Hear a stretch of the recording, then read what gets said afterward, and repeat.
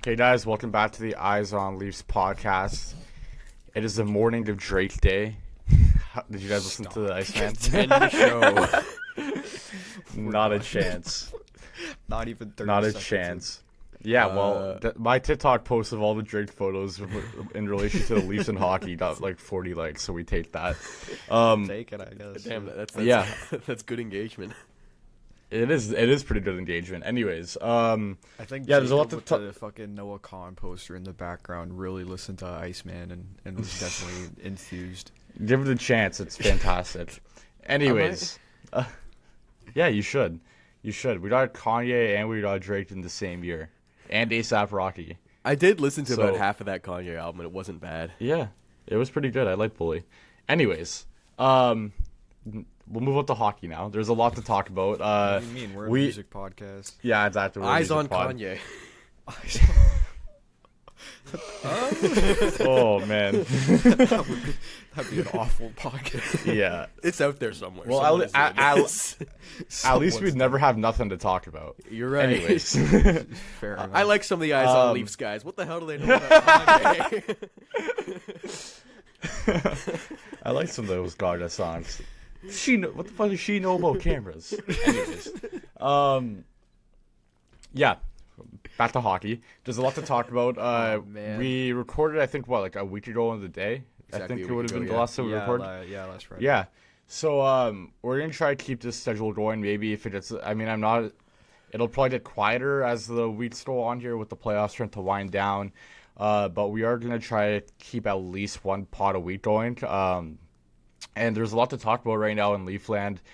Some stuff to talk about league wide as well. Obviously, the playoffs rolling along, and a couple of contracts that are being signed ahead of free agency. So we'll start with the Leafs. Big news since we last recorded. We put out a couple posts about it. I made a TikTok about it. Just with briefly my thoughts on it, but we could talk about it more here now. Craig Berube has been fired. It was announced, I want to say like 3 days ago. It was it was announced On 2 Wednesday. days ago. On Wednesday. Yeah, on Wednesday. So, yeah, big news. Obviously, this one was an interesting. I'll let you guys give your thoughts in a second. I just want to lay it out here a bit. This was really interesting because no one really knew how this was going to go with Berube. Apparently, they were talking for a long time. We had LeBron and Dreger, and I'm going to get to the TSN guys in a little bit here, the insiders. And I don't like to dunk on insiders and journalists because at the end of the day, you have your sources, and these guys are names for a reason. Like, they have good sources, but there's something going on with the TSN guys right now. And all I'm going to say is that Rogers just bought out MLSE, and who does Rogers own? Sportsnet. And one of those guys who said, I'm not going to lean one way or the other, and I'm not going to put a bet on this at all, was Friedman, who works for Sportsnet. And that was the only insider. Yeah. He's the only insider who said, I don't know which way this is going to go. No one knows which way this is going to go. Yeah, that's and a really good Dreger point, Mateo. I would not have noticed that. That's definitely something to keep an eye on going forward. Yeah, because Might be a thing. Dreger and LeBron both went on First Take, which is a TSN. If you guys are from Toronto, you know First Take. It's TSN 1050 morning show with former Leaf defenseman Carlo Koliakovo. And Dreger went on and said, "Yeah, I think he's gonna stay." And I think he thinks or LeBron said it too. We think they're gonna keep him. And here we are. Could I just jump in here quick too? Yeah, 100%. I wonder how much of that too is like they're getting that information from somebody not within the Leafs. You know, Yeah, I feel like like that league-wide happens a lot, sources, too, yeah. where like it's other people from other teams kind of commenting on that or like saying what they might know. Like I do wonder how much they directly get from the Leafs, and it could be to what the point you just made. The fact that they don't, Bell is not a part of MLSE anymore. They're not a part of MLSE ownership. Maybe that has something to do with it, because that is a good point that it's a lot of the like TSN guys that seem to not really have accurate info. Like even CJ hasn't seemed to be fully, They're all over the place, bro. loop, Like CJ said that, and we'll get to the Matthew stuff later, or pretty soon here. But he said that he's not committing yet, But then Dreger goes on TSN and says he thinks he'll stay unless the Leafs just say, hey, we're going full rebuild mode. Yeah. So it's like now you're getting two guys with different sources, and for the most part, I've always found that TSN guys are pretty aligned on their information. Like they don't really go against each other on that type of stuff. So it's really interesting. I think this is one of the reasons why this Leaf offseason is so interesting, is because first of all, we have a GM that we have no idea what he's going to do because he hasn't been in the league for we touched on it last pod 5 years. So we don't know what his moves are going to be. Exactly. And we have a bunch of insiders who don't really know what's going on inside the organization. Yeah. So I think how exciting is that? It's huge. Yeah, it's honestly it's scary but fun because Dubas, you kind of knew like, okay, this is what we're gonna get, and then you're just gonna look at the roster and saying, will it fit? Will it mesh? Yeah. Do we have like Keefe, was he the right coach for this team? Will the stars show up? And now it's honestly, I know it's a different phase of the team where we don't have the foundation really laid out to be a contender, but like now it's like, all right, who are we going to go with on the blue line? Are we going to move Mo? I don't know if we're going to move Mo. Like, are we going to move this guy? Is Villeneuve going to get a look? Like, it's a really interesting time with the Leafs. Yeah, what I'll say on this time, and what I think, I guess I'm jumping ahead a little bit here, but with the Berube firing, I think this signals a willingness to not wait and just make the moves you want to make. Because what I was really worried about happening, which I think we probably brought up last show, was when Brad Treliving got hired, they kept Sheldon Keefe around for another year, even though he had already been coach for 4 years, and they had no success, and it seemed like one series, or well, not even. Yeah. You're right. Yeah, it wasn't even a series win at that point. Just Tree was the GM when we beat Tampa. Oh no, Dubas was. Sorry, my bad. Yeah, it was Dubas. It was Dubas. Yeah, so then we had one series win. Yeah, we had one series win. Then Tree came in. We lost to Boston and 7 on the Pastrnak OT goal, and then we beat Ottawa. But yeah, you're right about that, Jacob. And I think to your point, one thing that I noticed I didn't get to watch the Shaker press conference. I was pretty busy, but I saw the quotes after, and one of them said that the firing of Berube wasn't just something that's solely rested on him. It was a look at how the whole organization needs to improve on some things, and to me that meant play style. I think if you're firing Berube and you're saying this whole organization needs to do a lot better, and we know the type of teams that Shaker built before, where there was a little. I mean, listen, you could say what you will, but they were more offensively inclined than the Leafs teams that Tree Living was trying to build. So honestly, to me, that's a sign of the organization not being happy with the play style that they had last year. Yeah, I think I said it. Well, yeah. I can't remember if I said it on the last pod or if I only had said it like in private to you guys, but I remember saying, like, when they were still waiting to have that whatever like conversation with Berube, that the way I thought that was going to go is they were going to lay out a vision, a plan, how they want to play, and they were going to leave that question to Berube. Are you able to adapt to this?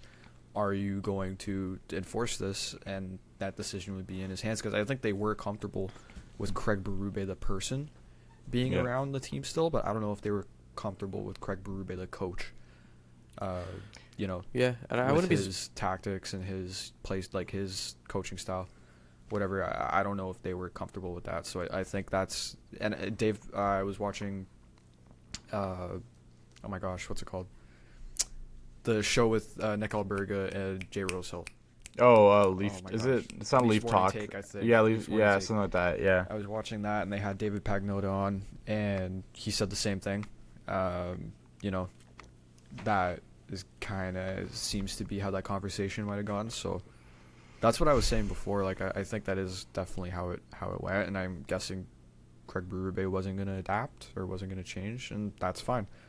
But I also think it's kind of encouraging from the Rogers standpoint, because I think we were all kind of worried that like they weren't going to want to pay Craig Berube and like just all this shit this year with like them being kind of cheapskates. I think, and Berube does have 2 more years, $4.5 million over the contract. Sorry, I didn't mean to interrupt. Yeah, because I don't know. I felt that was the right time to say, because it's not he got an expensive deal, man. It's not cheap. Like to just pay $4.5 million for someone to just wine and dine,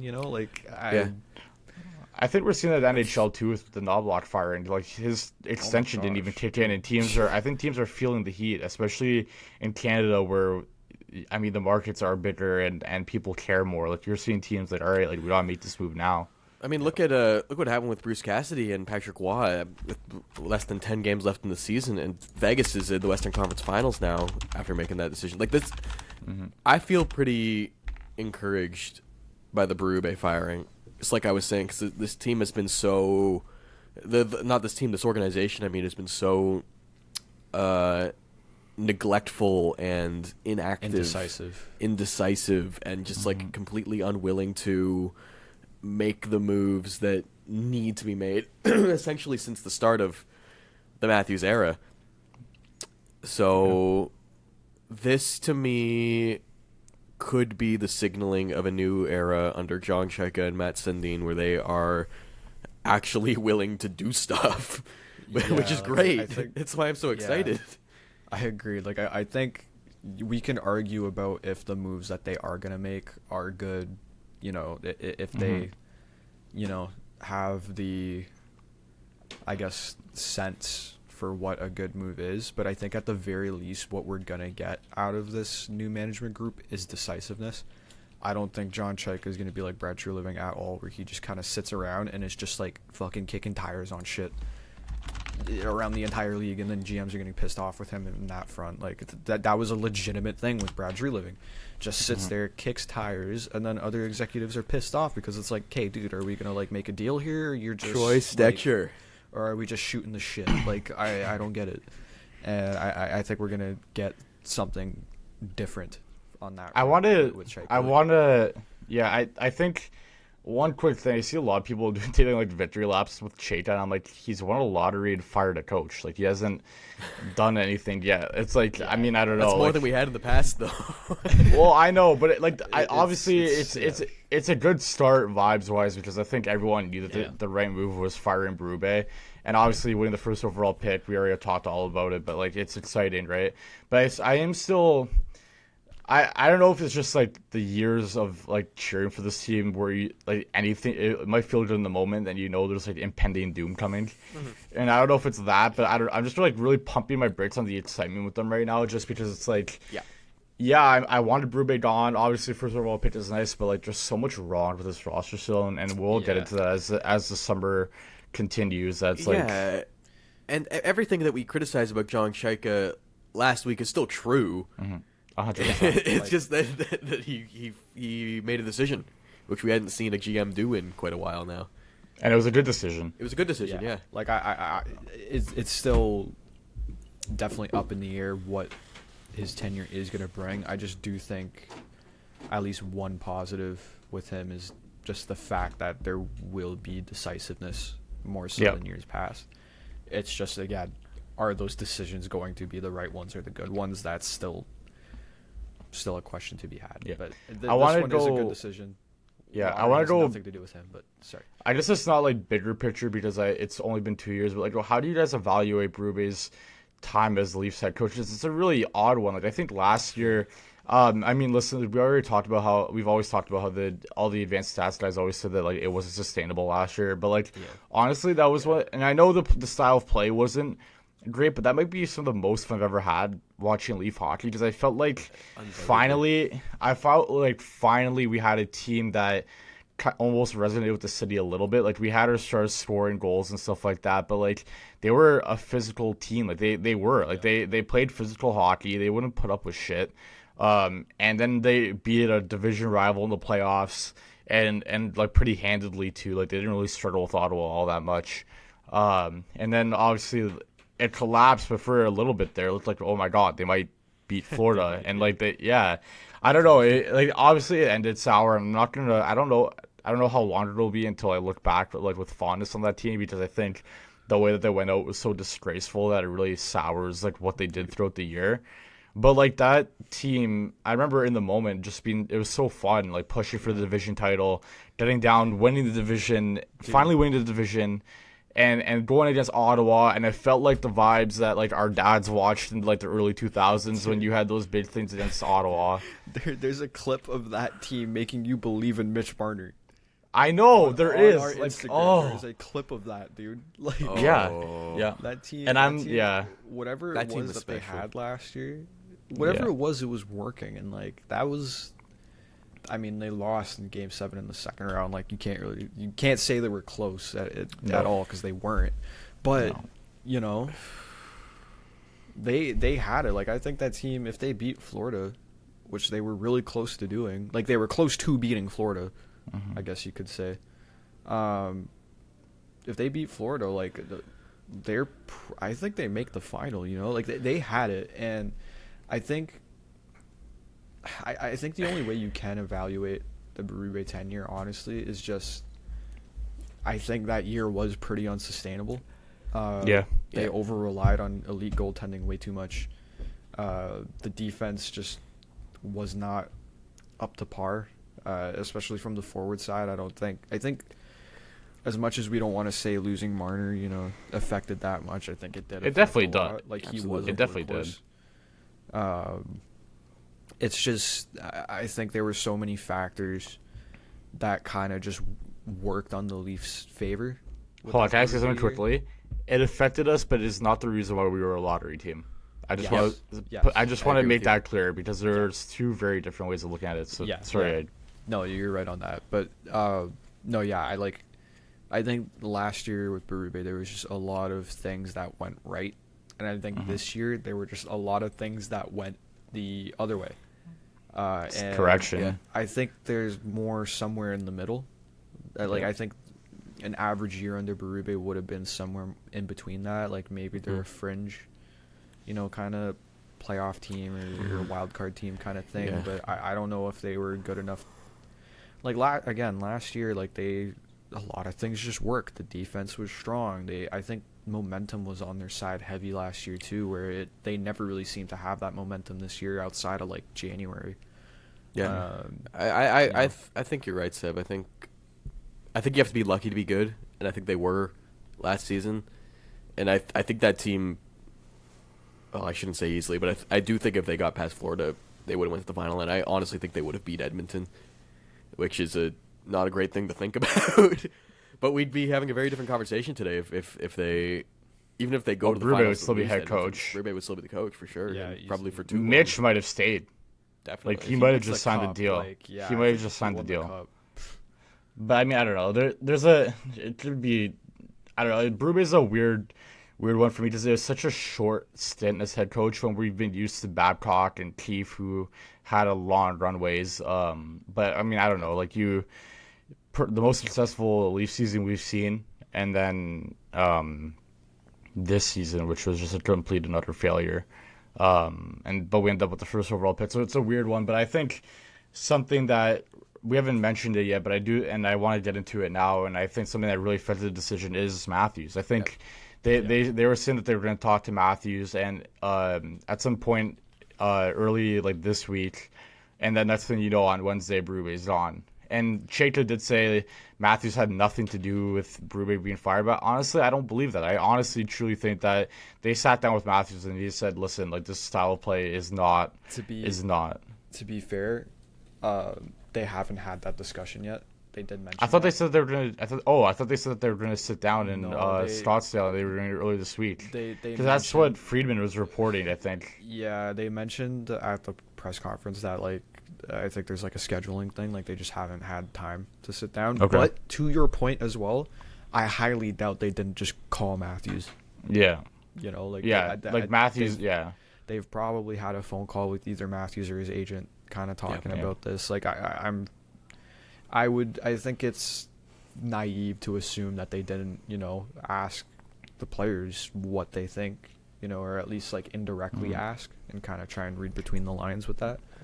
Can I also say something? Like, this is an era, like, a lot of people will be upset that the fact that, like, Matthews has enough say to fire a coach, but, like, this is a new era of sports. This is how it works. Like, he's also the captain. McDavid got Knobloch in there. Dave Jackson, he got Dave Jackson as the president of the Oilers in there now. Sorry, Jeff Jackson. Jeff Jackson's the ESPN rep analyst. Yeah, he's been a dude. People have been probably would have made the same him call. on my timeline. Yeah. That's what he was in my head. But people have been torching him on my timeline. But yeah, I think Matt. Yeah, I agree with the call there. Definitely got it right. But yeah, I don't know. I think it's normal. I think this is the era of sports that we're in. It happens across all sports. Like if your star quarterback doesn't like your head coach, the head coach isn't the one that's gonna stick around. Like that's just how it works. So I mean, the NBA is the worst for it. Like you get LeBron pretty much deciding his team, and then also the coach that he wants. Yeah, the MLB is a little bit different, but like it's still there. Like people will still like the superstars still have their say. So I mean, I don't know. Yeah. I think it. I do want to get off the Berube thing. Unless Jacob, do you have anything else to say? No, we can go on to Matthews. Yeah, I now I really want to focus in on Matthews here because I think Friedman reported that he's going to wait until after free agency to decide if he wants to stay or not. I mean, it kind of sucks, but also at the same time, I don't necessarily blame him. Like we need to see what moves these guys are going to make. The only thing I would say is that like you're putting like almost a trade deadline on Chayka to try to get this whole roster complete before free agency, when I don't think that's really necessarily possible. It's ridiculous. In my opinion, it's ridiculous to put that kind of deadline on this management group to turn this team around into something that like, first of all, I mean, I guess that's part of what they're going to discuss, but like, what does that even entail?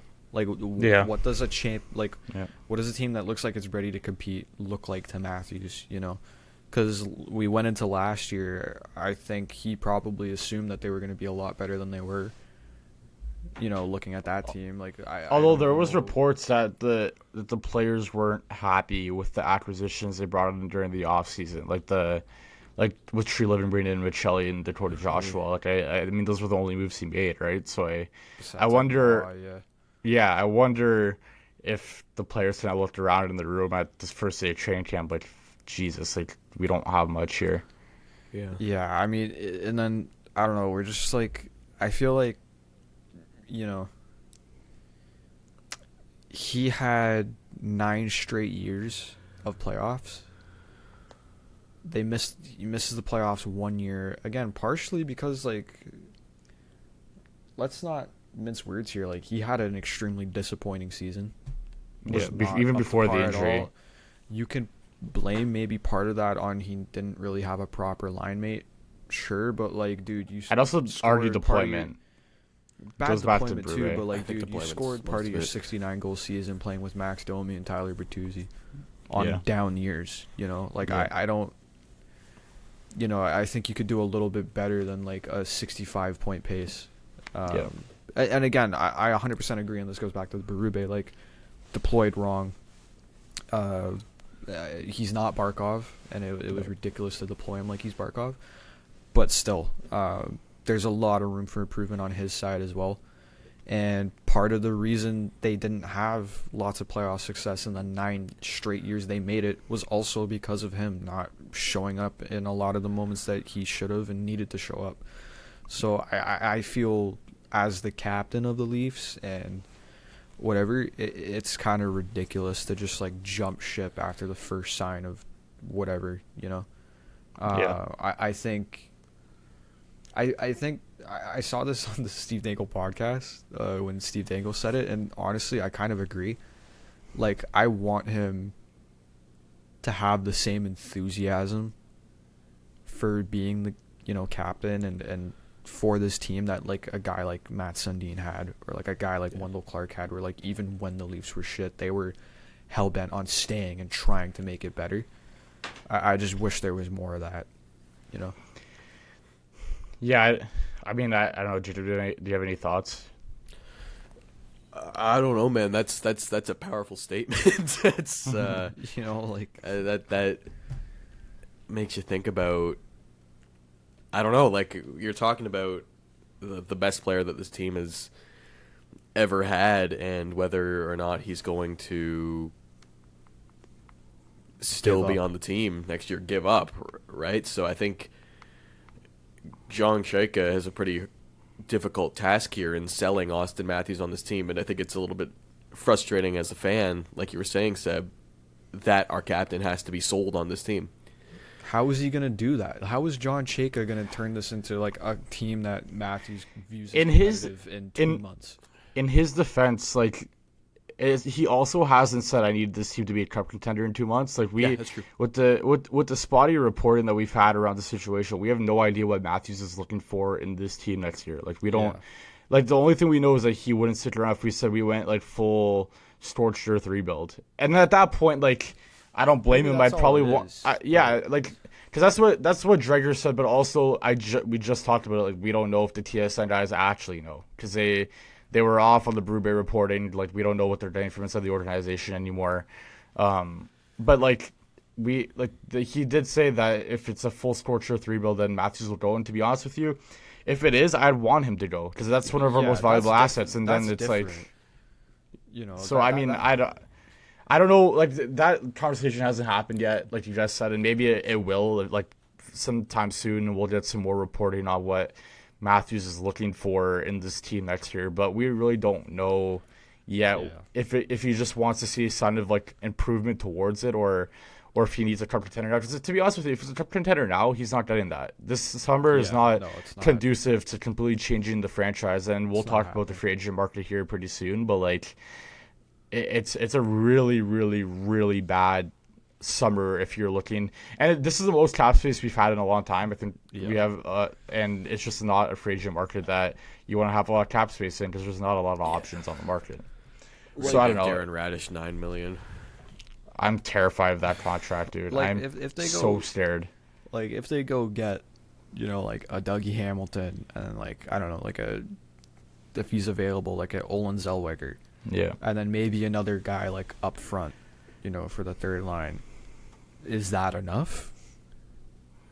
Yeah, like to add along with like Gavin McKenna coming in, like is that enough to keep Austin Matthews? I don't know. I mean, honestly, the one of the biggest parts about this team turning around has to be Matthews just being better again. Because exactly. like that, it's yeah.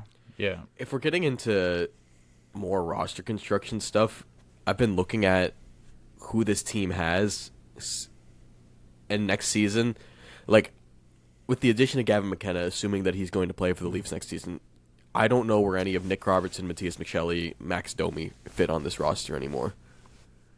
Yeah, I mean, like you're not wrong because if you look at that, the role McKenna would play, it would be in the Michelli role, it would be the Domi role, and then exactly.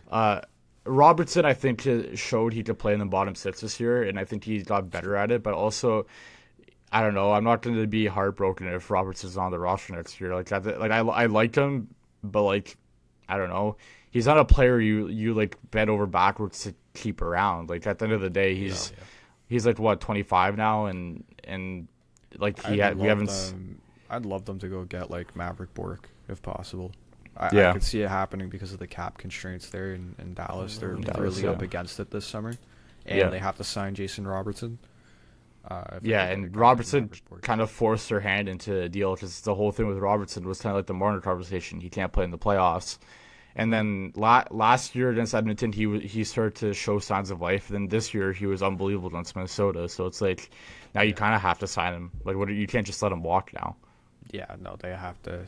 I think he's an RFA anyways, but like I don't know. There's options that they have.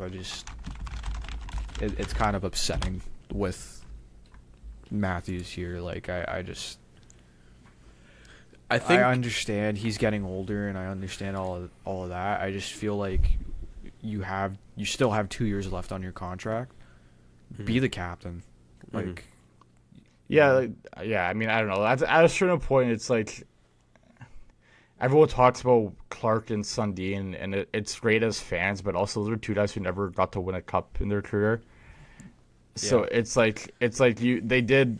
Like, you look at Matt, it's like we tried to trade him in Montreal. He didn't want to go to Montreal because he wanted to stay here and try to win. And then he ends up on some really terrible Leaf teams, and he signs in Vancouver, and they don't do anything in Vancouver. And it's like, I'm torn because it's like, obviously, I want him to want to stay, but at the same time, like, everything we ask of athletes is don't just stick around for money or don't just stick around for this. You want these guys to, like, be hungry to win.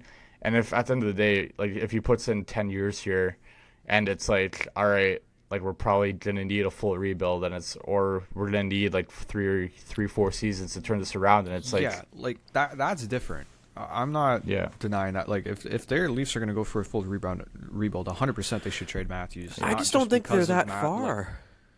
yeah, like I don't think we're there at all. I think this again, this year was such a big, just so many things went wrong. Yeah. There's new management, there's going to be new coaching. It's like, I don't think we're at a point where we need to do that. And we're at a point where they can't do that because we don't have our first round pick for the next 2 years. You can trade if you're going to go for a full rebuild, you can trade Matthews and Nylander for whatever you want. You don't have your 2 first round picks for the next 2 years. Well, that's what I keep. You can't rebuild.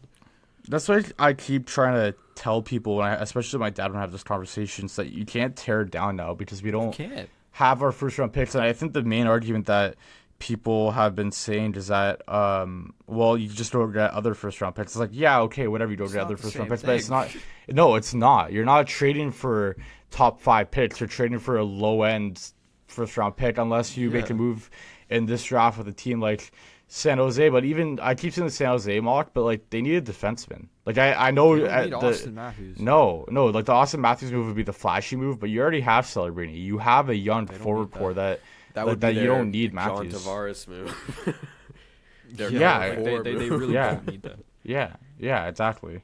And I as long as we're talking about roster construction, Drager reported the Leafs are interested in Trocheck. Kind of just kind of like threw that report away because it's like, well, how are we going to get Trocheck? Like, honestly, like you to be honest with you. I love Vincent Trocheck. That's what I'm saying. Because like I think he'd be a great fit as a second line center behind Matthews and JT as a third line center or on the second line wing. But the problem is for me is that you look at what they were asking Minnesota to cough up at the deadline. Yeah, like a top end prospect and a first round pick, and it's like, where are we getting these assets from? Are we giving up Colorado's first and then Cowan? And I don't think that's enough. I think Yurov has more upside than Cowan. And like Yurov as a center, I wouldn't do that anyways. Yeah, I know exactly. Like I don't think not for Trocheck. I do think this team really, really, really, really needs a center. I don't know if you're looking at a 2C or a 3C. I mean, Maverick Bork's an exciting option. You could probably play him at 2C next year if you wanted to play Tavares at 3C, maybe. But if you get a 2C, do you want Tavares at 3C or do you want Tavares on the wing and someone else at 3C? I don't know. I mean, the ideal thing for me is JT playing 3C because I think he did show signs of slowing down this year. Like he ended up having a good year, just like flat out numbers wise, but he did have a lot of like lulls in the season, whereas like JT is kind of showing his age, and I don't mind them going third line center with JT because at the end of the day, I think sorry. It'd be it's depth. Yeah, it's depth, but also like if we roll around the deadline and we're actually contending again, it is so much easier to grab a third line center than it is to go high end second line center shopping. And I think if it ends up being something falls in our lap where we're able to get this third line center, then you just push JT on the wing. It's not like what happened with when we traded for O'Reilly with Dubas. Yeah. We ended up at some points we had both of them playing center with JT on or third line center, O'Reilly second line center. But then we also had that line that was like really good with JT on the wing and O'Reilly centering him with Mitch, and it was just like every puck that was in the air just batted out, and it was a really smart high hockey IQ line. And I don't know, I think JT is my third line center right now, at least for the regular season. Then I'd like them to look at options, but it keeps honestly coming back to where do we get these assets from, because we don't have much. Like their WAD trade fell in our laps, and that helps out getting that Colorado first round pick. But at the end of the day, it's a low end first round pick, and people are kind of throwing it around first round picks like it's candy now in the NHL. Like you can really tell the value of a first round pick, unless it's going to be a lottery pick, is really diminishing in comparison to what it was before. So we don't have the prospect pool to really make a big move. Do we have a second round pick this year? Yeah, LA's. Right. Okay. So we'll. Dude, O'Reilly had 74 points this year. He was good, man. That Nashville team, like the Unks on that Nashville team had a good season. Like they did, like Stamkos, the Unks. Yeah. The one that who wasn't good was Marchessault. Yeah, Marchessault's still not very good. Would you take Marchessault? No. Where does he? You wouldn't take Marchessault? He makes. But Makes no sense to. He makes too much money. He makes. I mean, he makes 5.5. Yeah, but he hasn't. Here. He doesn't produce anymore. Hear me out. Okay. McKenna, Matthews, Nyes. Right? Sorry, one second, Jacob. 31 points. It's actually 31 points in 62 games, half point a game. I mean, last year 56. I think he led Nashville. No, sorry, Forsberg did. I'm an idiot, but second. Sorry, go ahead, Jacob. I just want to get that idiot. in before we moved off of Marsh. So. No, you're good. McKenna, Matthews, Nyes. First line. Cowan. Then you have Maverick Bork, Vincent Trocheck, whoever your 2C is, and Nylander. Joshua, Tavares, and I don't know, Robertson. That's kind of a weird line. I don't know how I feel about that. Yeah. I don't want. That kind of feels like a nothing line. Just like three guys like put on a line together. And then I don't know, fourth line doesn't. I don't. Unless care about it this turns context. into like JT and Dakota Joshua being like net front presence, and you just let Nick Robertson shoot from everywhere. I'd like someone else on that line that could really drive play, because Tavares can't really transition the puck. No. Joshua can't really transition the puck. They would need someone on that line that can definitely transition a little better. Could really use a guy like Mitch Marner. Well, are you looking at like stop? Are you looking at like maybe Jacob Quillen to like see if he could step into a role as a winger on that line, because he has a little bit of foot. I'm not saying he drives a line, but like he has foot speed that like none of those other guys have. Maybe, or like Domi. Yeah, Domi, I wouldn't mind it on the wing there. Get him off my team, man. I'm sorry, man. I don't think that's. Oh, by the way, this year we have. I think he's staying. Probably. There's no way he's going. Not with Sundin here now. I think we have Buffalo second round pick this year. Why would we have Buffaloes? The Los Angeles Kings acquired Scott Laughton from the Toronto Maple Leafs for conditional 2026 third round pick. It was Ottawa's, and I think there was a condition on it that it was between Buffalo and Why do they have Buffaloes? There's a condition in this trade. Why? Interesting. Why does Did we just discover something? Okay, here's the conditions. Toronto would have the better of Ottawa's own or Washington's 2026 third round pick. However, if both Ottawa and Washington do not qualify for the 2026 NHL playoffs, Ottawa will instead transfer to Toronto the worst of the two picks. In the event Los Angeles secures this playoff spot in the 2026 playoffs, the pick will become Buffalo's 2026 second round pick.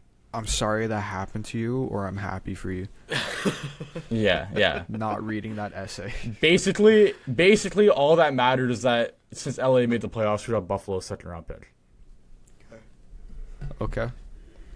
So, sure. I just wanted to clear that up from the trade earlier. As a second round pick, I'll take it. Hey, there's some good players in the second round. Lane Hudson. Lane Hudson is available this year. Matthew Nyes. Yeah, like we're gonna need a big time. Wasn't Cooch later? Yeah. Cooch was like later. Third round. It doesn't matter. Anyways, we're gonna need a big. Yeah, we're gonna need a big draft. Kucherov was a second round pick. Wow, what a snipe, Jacob. Anyways, we're gonna need a big draft to recoup assets and get some more young guys into the system. And speaking of young guys who are in the system, the AHL playoffs are on right now, and when Ben Danford played his first game with the Marlies of his career last night in the playoffs, and he got the belt. The Marlies were down 2-0 to the Cleveland Monsters in Game 1 of the division semifinals. They scored 5 unanswered, including Easton Cowan getting, I think he only got 1. But the Marlies win 5-2, and Danford gets the belt. We don't need to spend too much time on this, but I think you're worth seeing Cowan is just flat out too good for the AHL right now. Like, he's been tearing it up with the Marlies in the playoffs. Been good. Yeah, and I think it's just really encouraging to see him at a level like maybe a step below, but you can see he can be a game breaker at that level.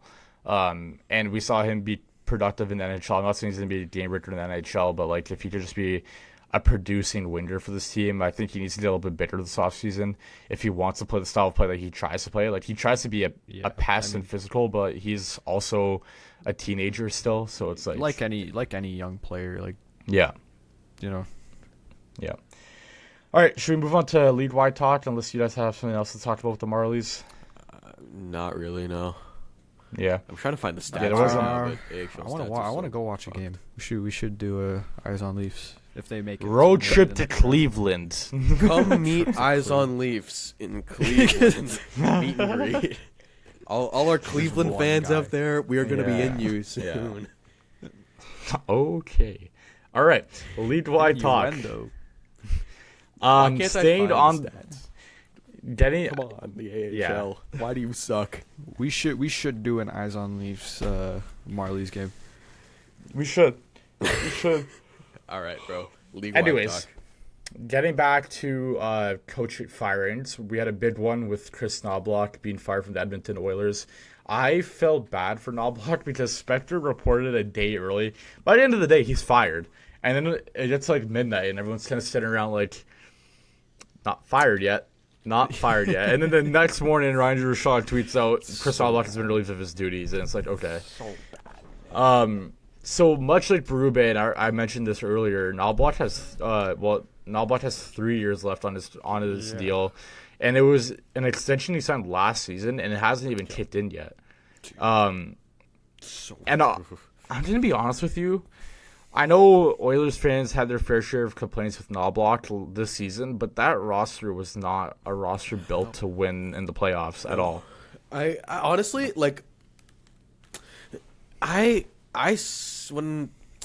sorry, stumbled on my words. When they first started talking about the Knobloch firing, I was pretty taken aback by it. I mean, they went to 2 straight Stanley Cup Finals. I know they had a pretty disappointing year this year, but I don't know.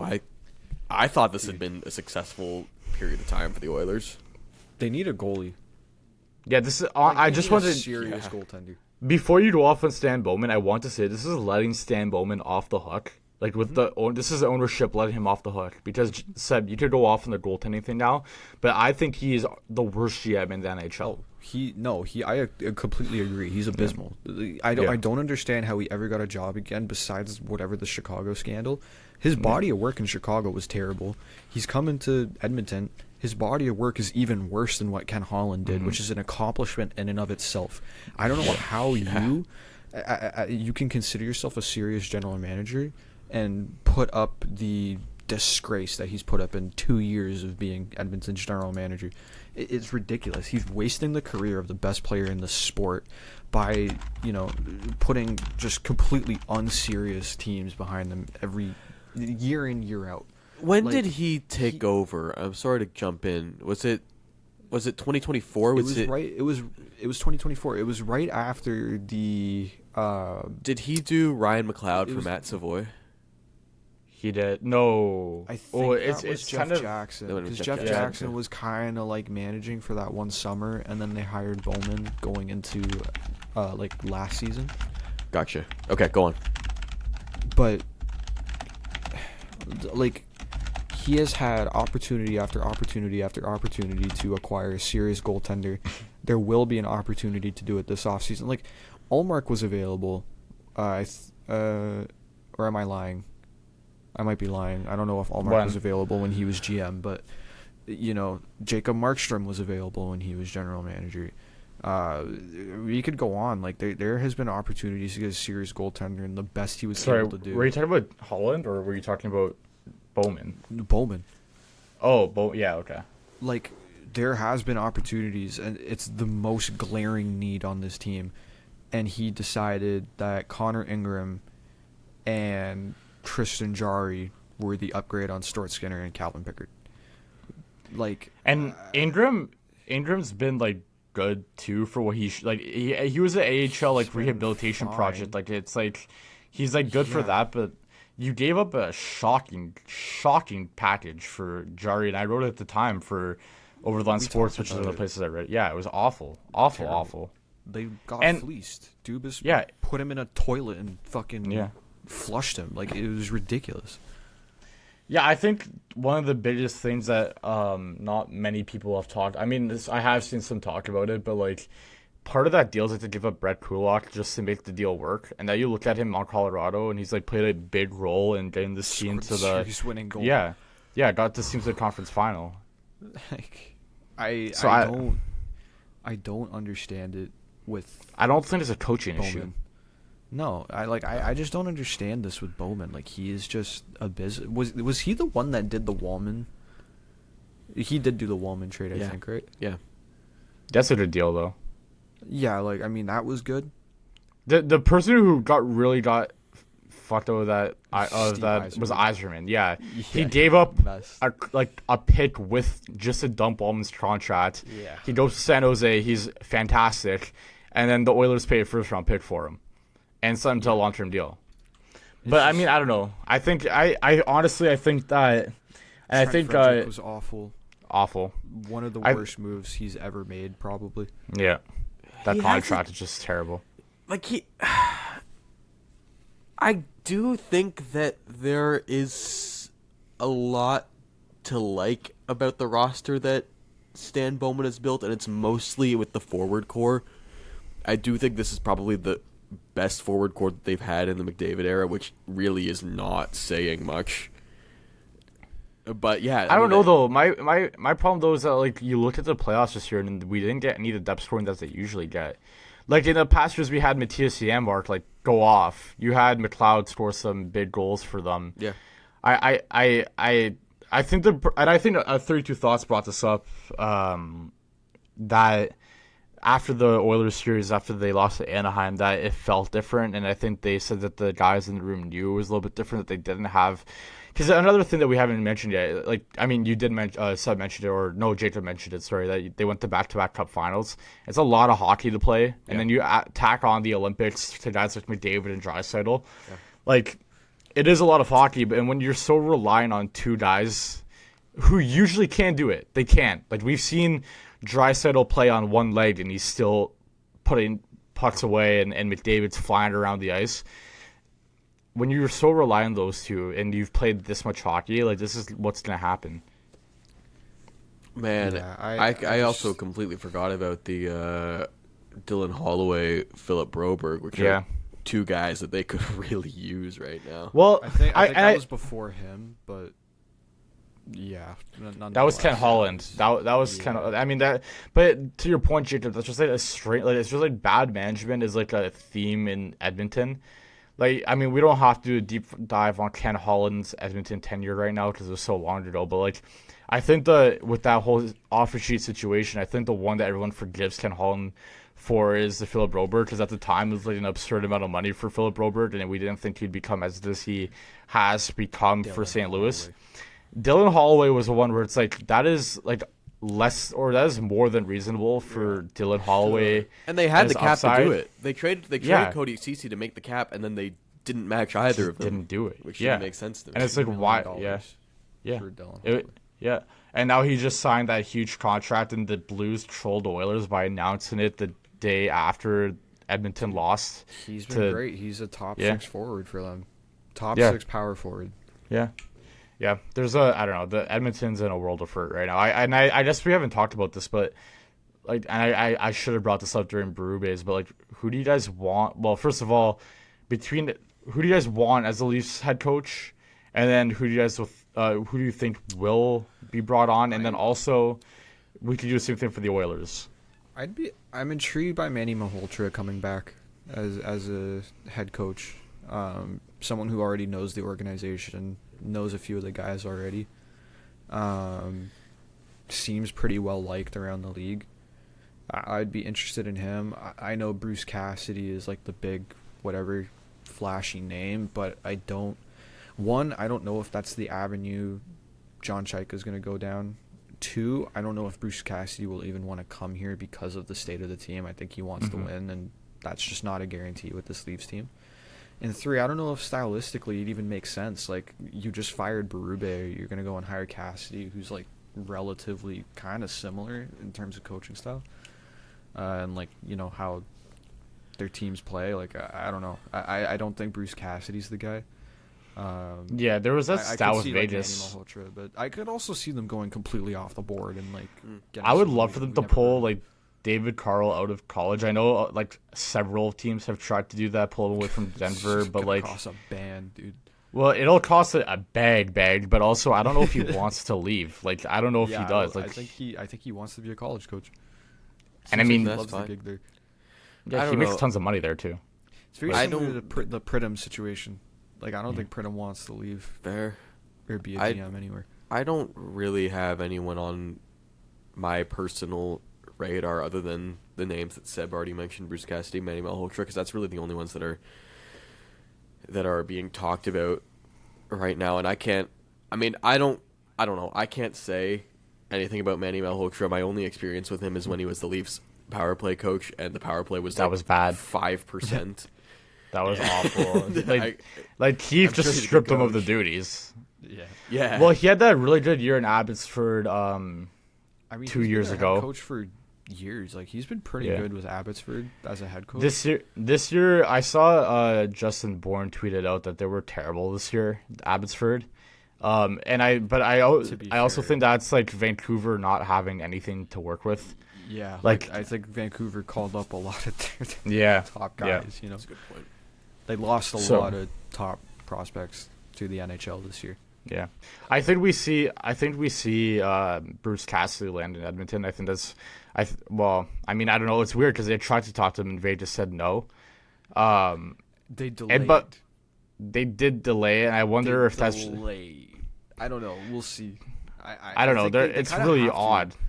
Friedge was talking about this, how like it's very taboo in the NHL Yeah. to like the Don't- NHL yeah. themselves, like head office gets pissed off if you Yeah. withdraw, like withhold people from getting Yeah. permission to speak to teams, like especially if you fired someone or like a promotion or something. It's very taboo to do that, so I think they're kind of just delaying it until I don't know. The one thing I would say is if there's any organization tell the NHL to go fuck themselves, it would be Vegas. It would be Vegas. Like yeah. Vegas might honestly say Edmonton can't hire him. He's under contract. They can't hire him. Like, I'm sorry. Yeah, and then what does I can NHL? see What's that. Badminton gonna do? Like that's just the way that the CBA is That written. the Like, rules, yeah. I could Yeah. see They can do that. that. like I wonder if that comes down to like we'll grant him permission to speak to anyone outside of the Western Conference, maybe even outside of the division. Like, I don't know. Because like, to be honest with you, I was shocked by that report because I've never seen a team not allow their coach that they fired to go and interview for a job. So I don't know. It's a weird situation Very there. weird situation. I think maybe they're just waiting till like after the playoffs or something to do that. But I don't know. Also, how do you guys feel about NHL teams firing their head coach like kind of late? I don't know. That's kind like of what happened this year. That's I don't know, because I interesting, always isn't see. it? Yeah, I mean, I always see people say like, "Oh, it's a shitty thing to do to leave these guys." Like, but also like they're making like millions of dollars to sit at home. Like, I think they'll be fine. Like, I don't. It's the like, nature of this job that you're going to get fired after 2 to 5 years. So I mean, You got Yeah. hired to be fired. yeah, Yeah, you're that's what it is. When a team starts to suck, you're the first guy to go. Like Yeah. Bruce Cassidy was surprising to me because Very. I mean, Vegas Well, it was was so leading the late. division. It was so late, but Yeah. it worked out Lots, okay too. for them, you know. Yeah. And to hire Yeah. John Yeah. Tortorella of all guys, I don't We know. have not really seen that often, I was talking to my dad about this, and I think the Torts hiring was so smart because I think Torts over a long season could grind you down to the point where like I fucking hate this guy, but you get him in there for a couple months and he's sarcastic and he's like jawing at people, and he can get you fired up for a little bit. Yeah. I think that's I don't know if Torts will stay on till I don't remember what type of contract they gave him, but like I wonder if that's a short term thing that they're just like let's try to get through the playoffs. Yeah. Bring back Bruce Cassidy. Yeah. Maybe that's what they're holding out for. Request it to interview Peter DeBoer. Jesus. All right, I do want to move back to Vancouver because Jacob plugged us into the outline as the show's going on, and I really appreciate you doing this because it's a big story that completely went over my head. The Sedin brothers have been hired as co-presidents, I think it was. That was the title that they got. And then Ryan Johnson, who was already in the organization, a part of the front office for a while there. He always seemed like one of the front runners just based off the insider reporting. He takes the general manager job with Jim Rutherford stepped into an advisory role after the draft this year. Yeah. Aquilini got in and out of there pretty quickly. Like he had a prepared statement and didn't take any questions from the media, which I kind of think is a smart move for him because I think anything that guy says, people are going to hate and rightfully so. He's a terrible owner. But I mean, I don't know. It's interesting. What do you guys think about? I guess first of all, NHL teams starting to bring in more of their alumni into the organization, and also, what do you think of the hires? Go ahead, Sib. I think this was really interesting, this whole Canucks hiring process, because the more I've like listened about it and the more I've like just watched people talk about it, especially like insiders. Seb, can I jump in for a sec? Yeah. Just before we get too deep into this, Elliot Friedman just reported it's extremely unlikely the Leafs land Bruce Cassidy. We don't have to expand on that at all. I just wanted to jump in there. That's kind of what that's the same thing I was just explaining. Like I think it doesn't make sense. Anyways, like, I don't think it's a marriage that makes sense between the two sides. But anyways, I think Fried. Also, quickly, I'm kind of happy. Because like, I don't want it feels like the base. It kind of feels like the basic layup answer. Like, oh, Bruce Cassidy won a couple of years ago. Like, bring him in. But anyways, I don't want the same recycled guys anymore. But anyways, I think. Sorry, not I think. I listened to Fried say this, and he's kind of like Ryan Johnson. Sorry, one more thing on the coaching front. Misha Donskov is coaching the Canadian, I think, World Junior team and a couple of other teams, and he's had jobs in the KHL. Can't be fucking serious. No, wait. Who the fuck is... Dude. No, wait. Friedman reported to look out for him on NHL coaching jobs, because he had experience in Vegas, I think was one of the teams. And he's like really tight with Hockey Canada, so I wonder if the Leafs take a look at interviewing him. Anyways, sorry. One more thing in my mind. One more thing. I think I'm gonna have a sandwich for lunch. Go ahead. One more thing. Seb, you're off the pod. One more thing. Quite frankly. One more. All right, I'm looking at the screen very intently to see. One more thing. Yep. What was your favorite of the 3 albums that you dropped last night? Podcast title is gonna be Iceman. Do it. Let's run it. It might actually work. Yeah. Fucking search terms are gonna go crazy. I know. I gotta put it in Vancouver. the fucking tags. You should. Ryan Johnson. I really liked how Drake did like the full rapping performance on Iceman, R&B in one and dance on the other.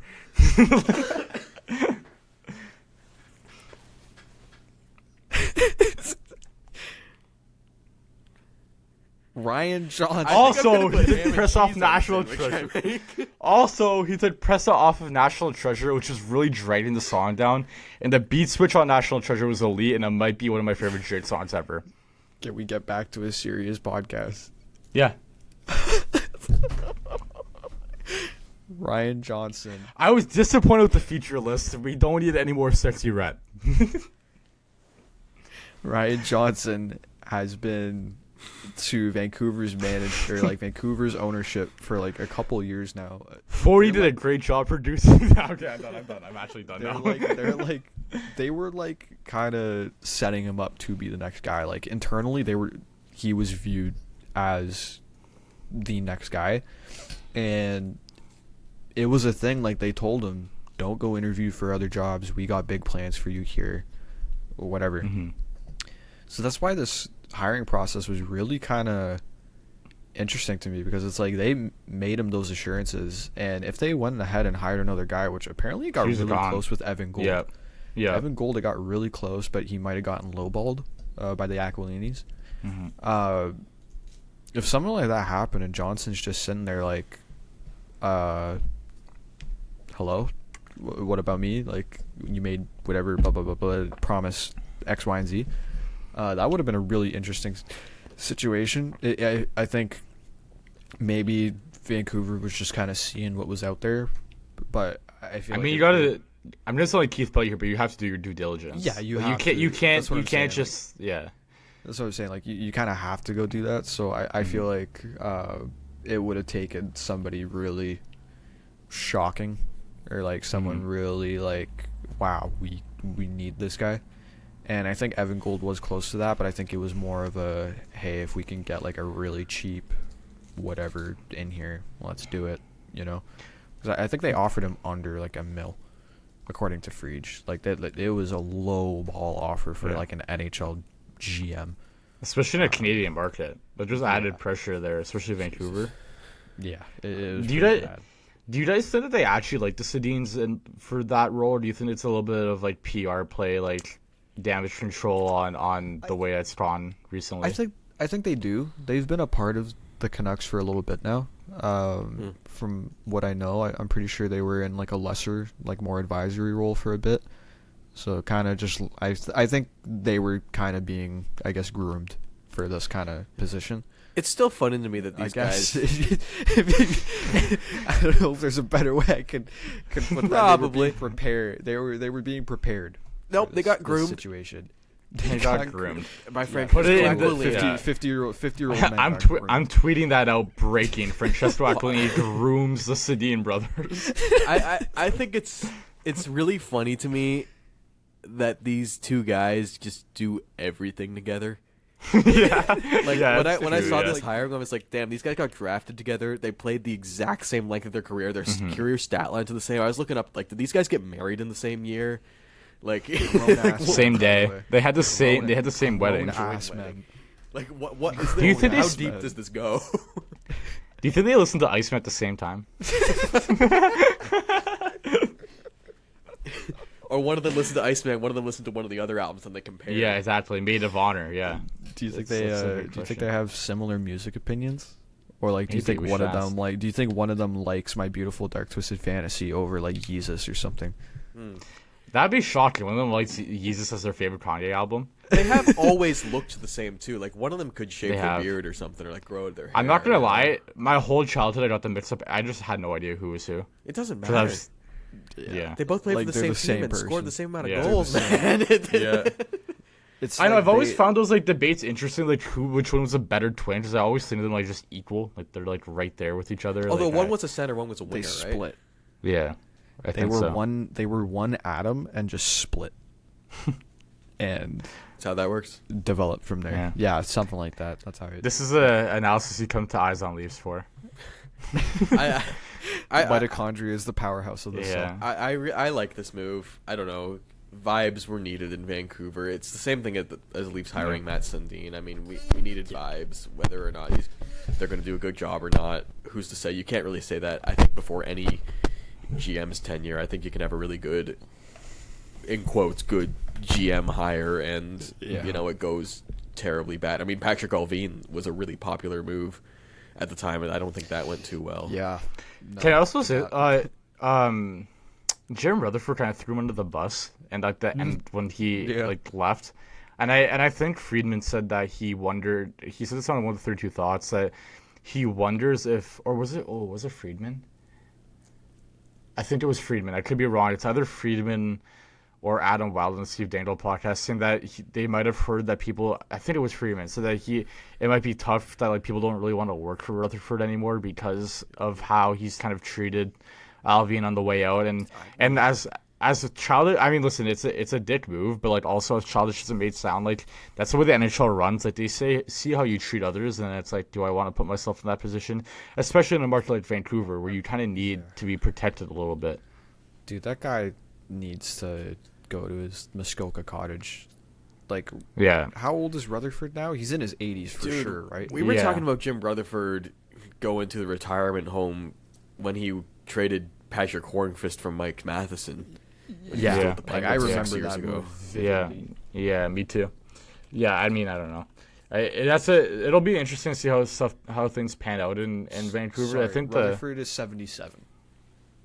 I lied. Do you think he listened to Iceman? Probably not. I don't even know. All right, who the bits. Drake All is. right, yeah.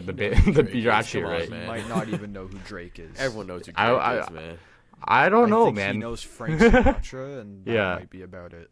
Yeah. Simon and Garfunkel, maybe. You guys ask your grandparents if they know who Drake is. I think they'd confidently say no. My grandma knows who Drake is. Yeah. I don't think my grandparents do. My Italian couple. My grandma's heard the name. Maybe. My Anyways. Portuguese grandmother's heard the name for sure. Yeah, my Portuguese grandmother might actually know. I'm not going to lie to you. She might. Man, if Well, they're in Drake is Toronto, Portuguese. They've heard the name. Yeah, Drake is notably Portuguese. Notably Anyways. Portuguese. Okay, let's move away this is an from. elite pod, guys. It's just, like, this is great. Okay, we'll move on to the playoffs now. This is one of the best ones. Actually, you know what? No, I don't want to do playoffs yet. I want to do Charlie Coyle. Charlie Coyle signed a 6-year extension in Columbus, where he will be paid $6 million a year, and this kicks in when I think he'll be 35 when the contract kicks in. And this might be one of the worst contracts I have seen in my entire life.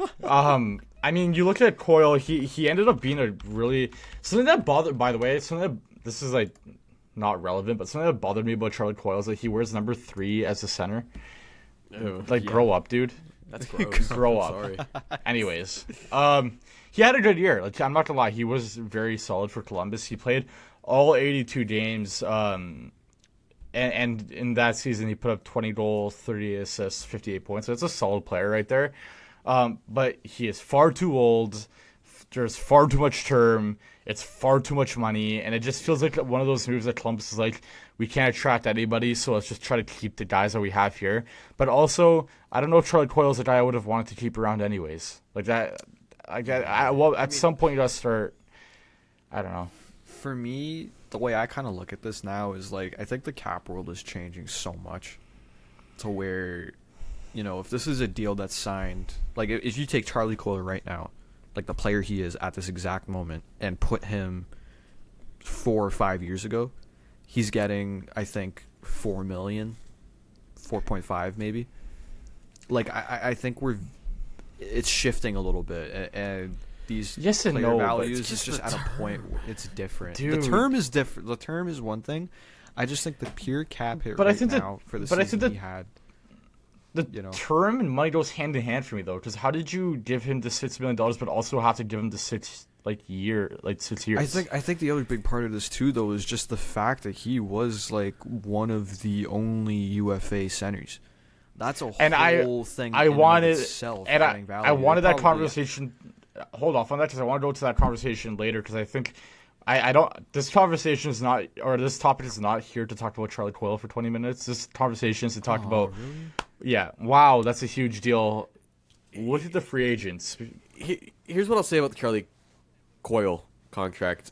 I think Seb, you're right. Like this is, I genuinely. Is this do a think with the or value- without trade protection? Speed, my mom's kind of home. I think you look at the last 3 seasons that Charlie Coyle has had, and I think like even like That specifically clip the will season come back in 6 years and just Counting or I not think counting Iceman the was a Boston pretty good Bruins album. tenure. I'm like the 58 Iceman, points. Call me Mr. Nice Man. Thanks for listening, guys. We'll see you next week. 6 mil is good. 6 mil is good value for Charlie Coyle. I cannot justify 6 years at 34 years old. No.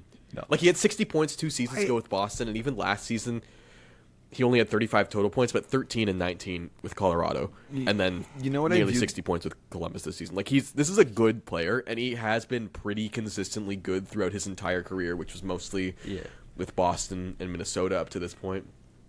Yeah, I view Minnesota.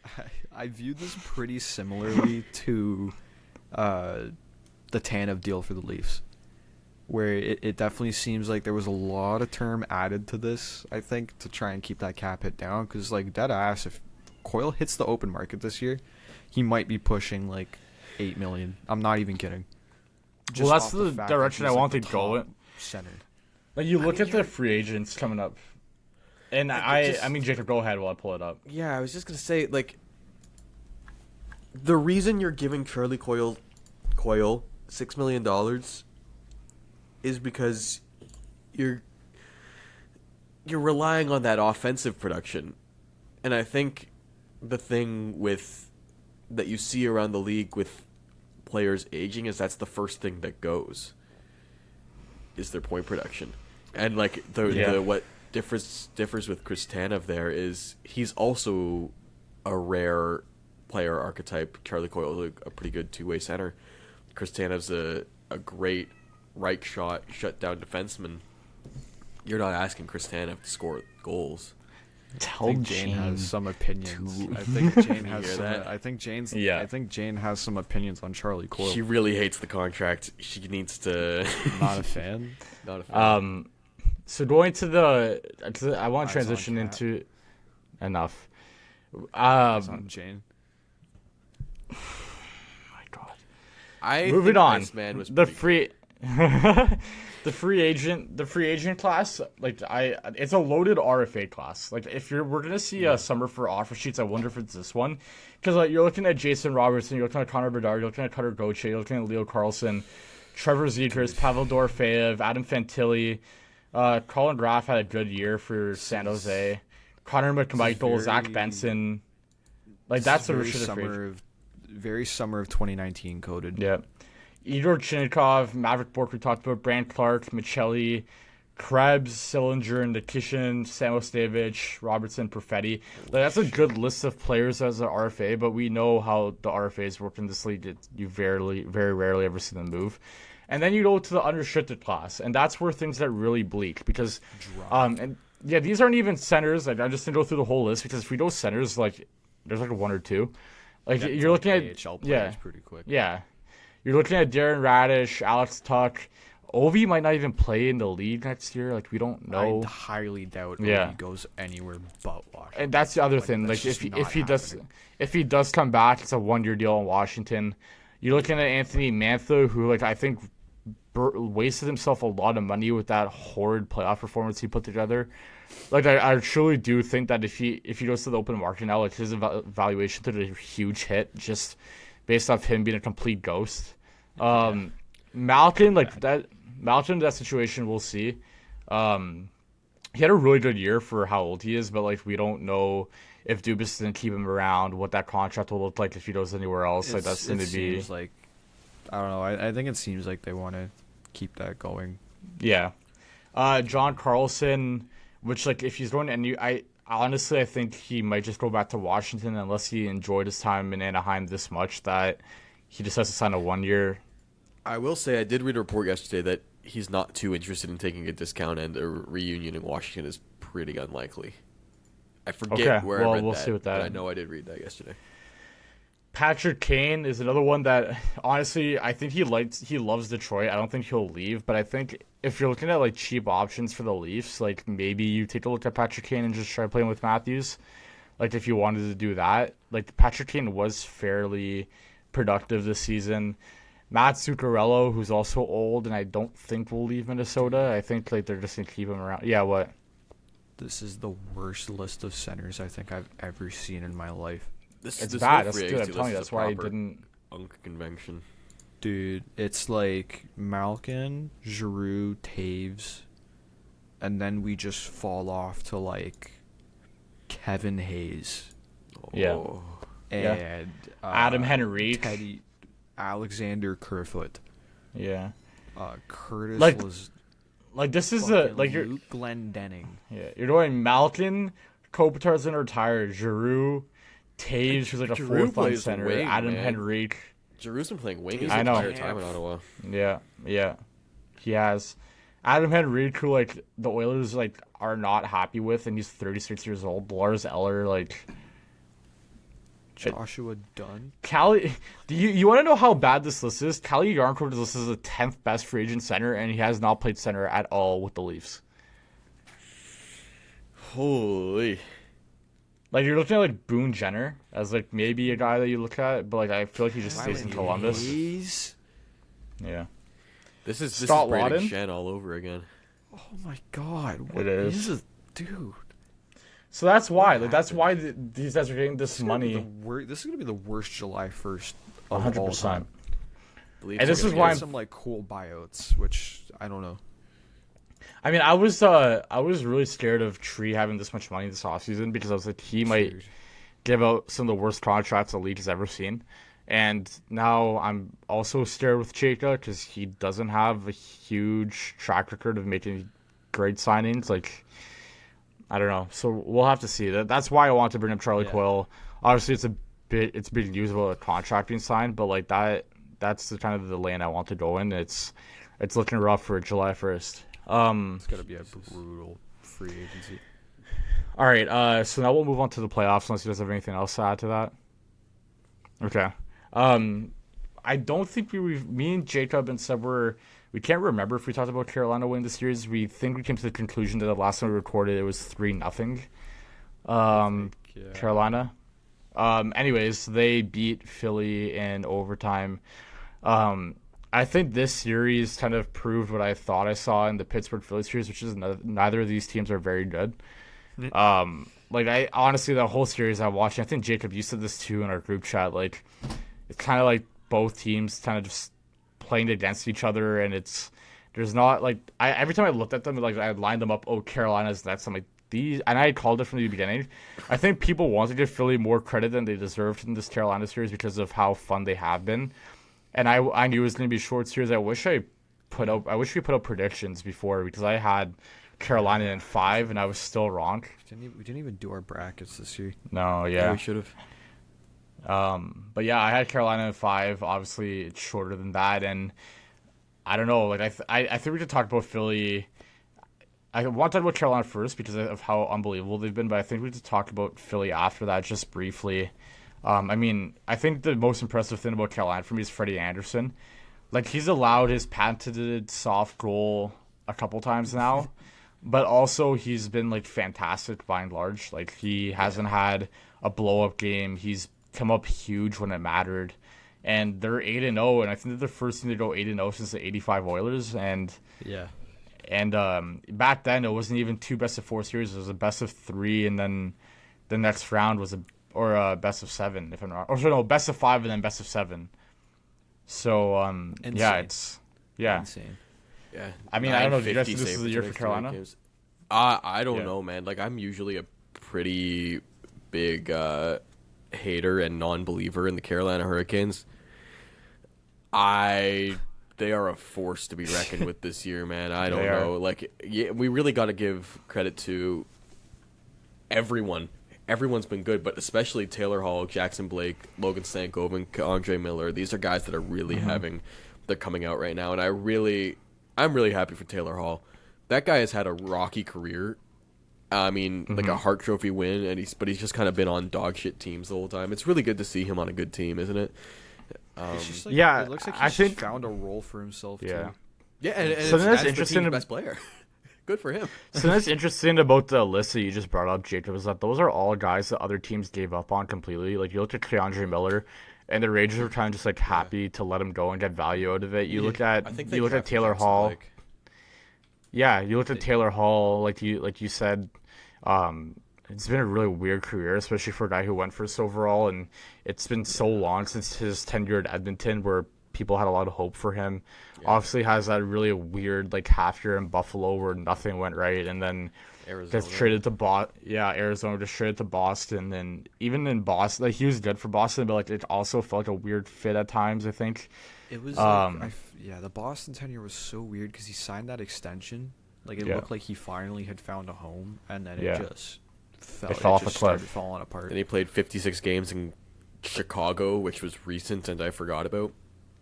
Yeah, like that happened. Just mentoring Bedard, like there's a lot. He had a tough run there, and then Stankoven, I think a lot of people, counted out because of his size, just pure size, like.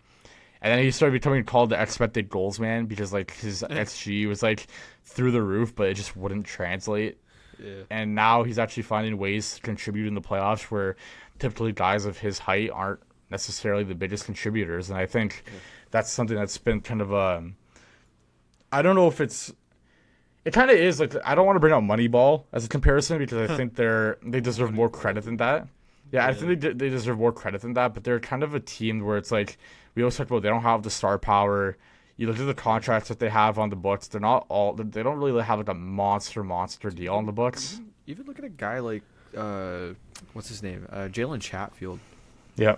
Like that was like a AHL tweener with the Canucks for a long time, and then finds his way to Carolina, and like he's a pretty serviceable guy for them.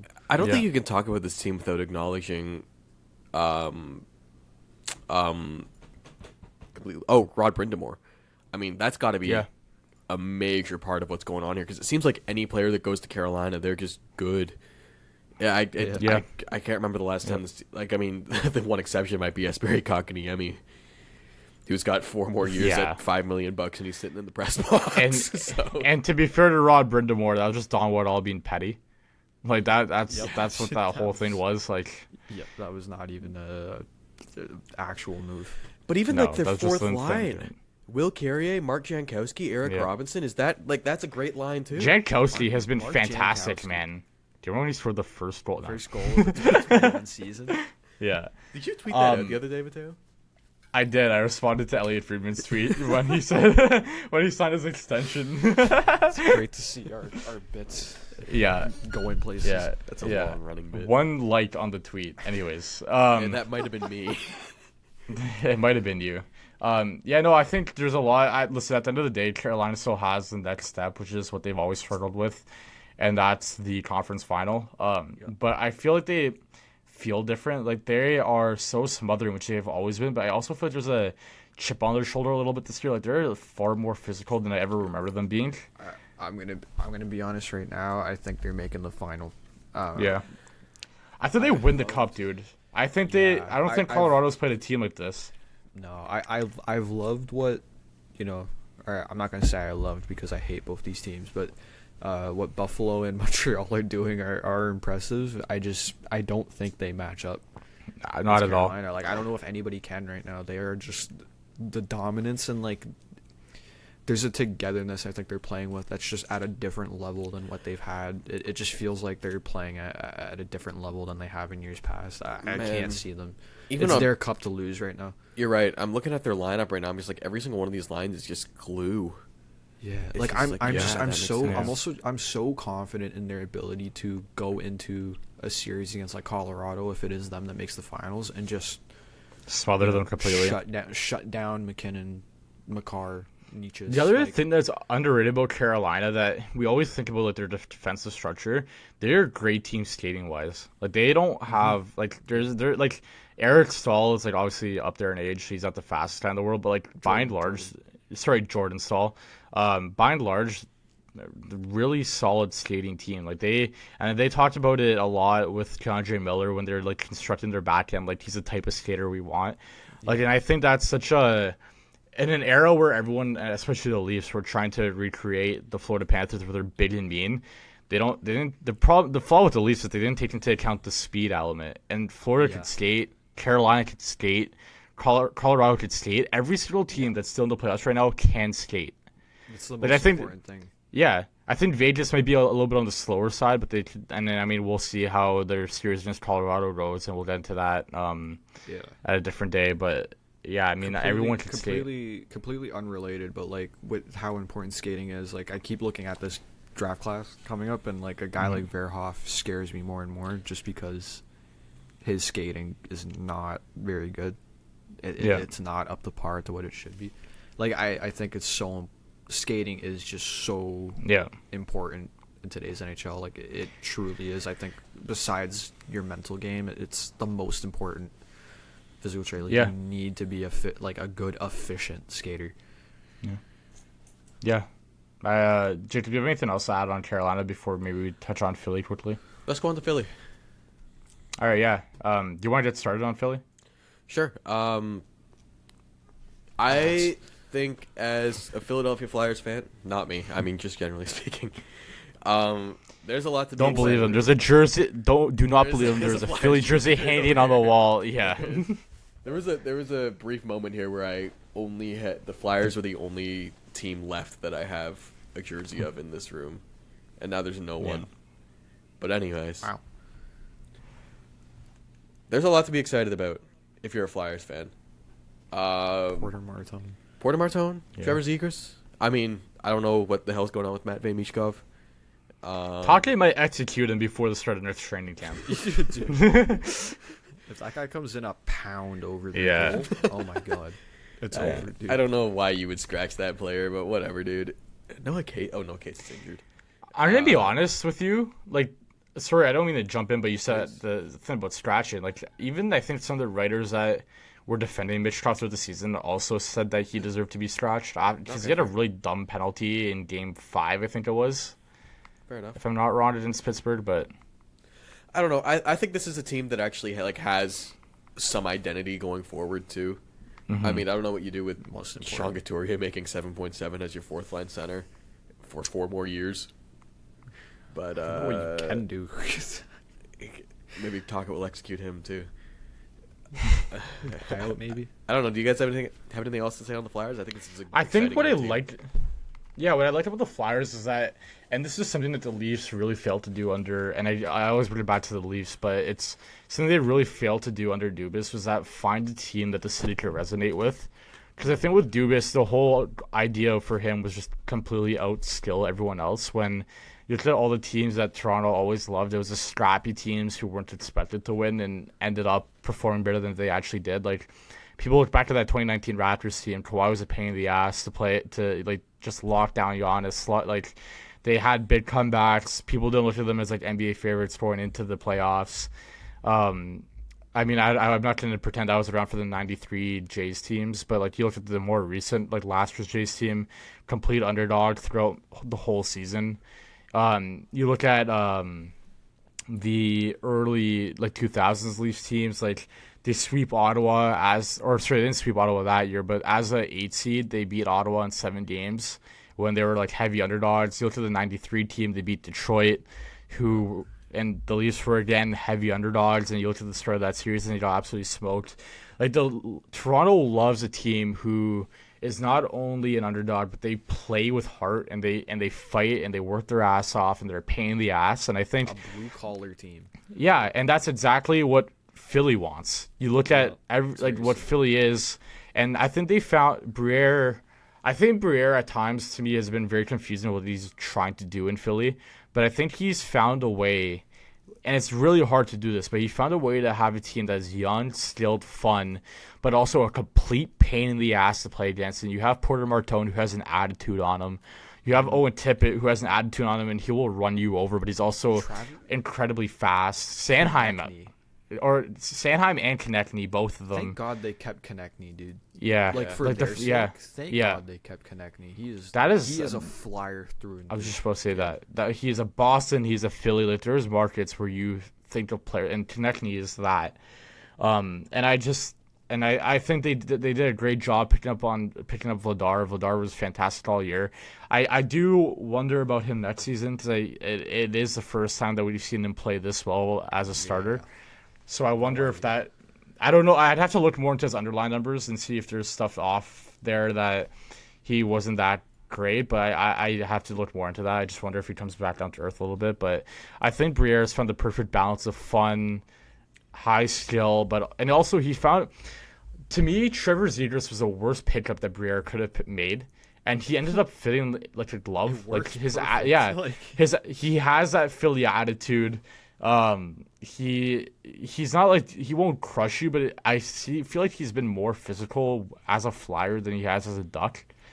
And he was fantastic. I don't know. Yeah, I think Philly has a lot to look forward to, like you said, Jacob. To your point. Yeah. Sorry. I forgot they have David Jiricek now too. Maybe he turns into something for them. I don't Never know. I don't know. And Nikita Grbankin. To your point, Jacob, you brought up Sean Couturier and how much money he's making. I'm looking at his buyout right now. It's actually pretty light. Yeah. For Philly. They'd be saving about $1 million a year for the next 4 years, and after that, it's only would cost them $500,000 against the cap for another 4 years. That's not bad at all. I could see that as an option.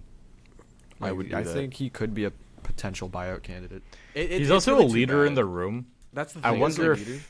I just think business-wise, that might be a move they have to make. I'm not sure what their cap situation is going into next season, if they need the cap space for anything. But it's too bad. He's a guy who's a career Flyer, right? Yeah. And he had he missed a whole season. The only guy is Zegras. Hasn't been quite the same since he came back. Yeah, it's looking like I think the only guy really is Zegras, and then there's Drysdale. Grbankin's an RFA. Yeah, I don't know how much Grbankin's gonna really cost you. But no, I'm just do you remember how? Drysdale's an RFA, but do you remember how upset people were that we gave him away, and now it's just kind of whatever. Yeah. I mean, He's a fourth. Like, I don't think he's gonna be anything more than like a fourth line, maybe a very low end third line guy. Like, I think, his skating really limits him. But that's that's unrelated topic. But yeah, It looks like they have interesting development. It looks like they'll have cap space, and this, like I said, we already went over. This summer is not a season where you want to be signing big deals to guys because the market's not there. I wonder if they just keep Couturier until like, their hand is forced. Like, I wonder if they just keep him around and I think maybe another year or two he'll probably stay, and then once they start getting into like, I don't know, we'll see what happens with Michkov and everything. Yeah. Once that Martone kind of starts hitting that kind of restricted free agency, then I think we could see a potential buyout there. But it was just interesting. It would not cost them much at all to buy him out now, and I think if they buy him out later, it might cost them more because it's over 35. Yeah, I think you're right. All right. Anything else out to that series, or we just move on to Vegas? Let's go on to Vegas. Unfortunately. Oh my God, we're gonna spend so much time on this. We don't have. No, we're not. This is our podcast, and we decide. Vegas beats Anaheim in 6 games. Mitch, unbelievable. The better team again won. in Let's 6. go on to Montreal. No, first Colorado, and then we're ignoring the Atlantic Division. We're not talking about them. Anyways, no, I think. Listen, Mitch has been unbelievable in these playoffs. There's no other way around it. I thought he was quiet to start the series against Utah. Ended up being unbelievable in the clinching game. Scored a gross goal last night, but he was great all series against Anaheim. I don't know, I can't criticize him. He's been fantastic. I think the only thing that I would say is the revisionist history around Mitch is ridiculous. Like people saying, people saying that the Leafs should never let him go. He would have never done this here. He would have never done this here. The revisionist history around Pontus Holmberg needs to stop. Yeah. Oh yeah, that whole rant I had. Yeah. I had 18 points in 16 games, scratching my fucking nuts. Yeah. Eyes on Leafs heritage like, moment. It's so. Yeah, it is. It's so just disingenuous to hockey discourse for these people to just be like, the Leafs sure could use a player like Marner. It's the same people who said that he was a problem here. It was the same people who said he was a problem here. Like, it's so disingenuous, and it's just people looking for an opportunity to dunk on the Leafs because, whatever, people hate the Leafs. It's like two things can be true at once. A, he had 9 years of playoffs here where he wasn't very good. Mm-hmm. That's a fact. You don't need, you can look at the point totals, whatever. Look at the point totals from games 5 through 7. He was the worst one out of the 4 by far. He didn't score a goal. It's not a question. He was awful in games 5 through 7. It didn't take a genius to realize that. If you watched him, you would know. And then, like, I don't know, man. Like, he's having a great playoff. He's allowed to do that. And also, like, you're allowed to acknowledge he's having a good playoff right now, and also acknowledge that he was shit in games 5 through 7 in the playoffs for 9 years. You want to know what really frustrates me about this is when people say, "Oh, it must have been the fans." Can you guys think of another single instance in the history of professional sports where the fans were blamed for a player's performance? No. This is so bizarre. I wonder how LeBron James feels when he has a bad playoff and the fans are upset. Dude, people are clowning LeBron now. James has people posting reels about him being like their actual father. Mitch Marner has it so easy. Dude, LeBron. People are like clowning LeBron for getting swept against OKC. He's like 40-something years old. His Luka Doncic, who's like the best player on his team, was out all playoff. He single-handedly pushed the Lakers past the Rockets, and people are still clowning him for getting swept in the OKC super team. Like, it's not the same. Like, it's not the same. And the other thing I want to say... How about Messi and Ronaldo when they were in Europe in their heyday? How do you think they dealt with the being literal global celebrities? They're not just athletes. Those two are celebrities. LeBron James is a celebrity. How do you think they deal with that? You're not a celebrity. Dude, you're a hockey player. One of the most... And Seb will know this example because we're both Portuguese. One of the most famous examples in soccer history is Luis Figo, who played for Real Madrid or for Barcelona. Oh my God! Yeah. And he made the transfer to Real Madrid, which are two like. You think of rivalries in hockey? It's like if it's Matthews nothing like soccer. it's like if Matthews went to Montreal right now. It's not 10 times even worse. Close. It's not. It's even 100 close. times worse. It's not even. Fido was walking, and somebody threw a pig head at him. Yeah. A pig head, because he switched teams. It's not the same thing here. And the other thing I want to point out is that when Mitch left Toronto and signed in Vegas, Jonas Siegel put together a really nice piece on Mitch and going to Vegas. And it was when he was struggling at the start of the season. He was looking really rough. And one of the things he said in that article is that he went to the most opposite place of Toronto that he could find. It's completely different.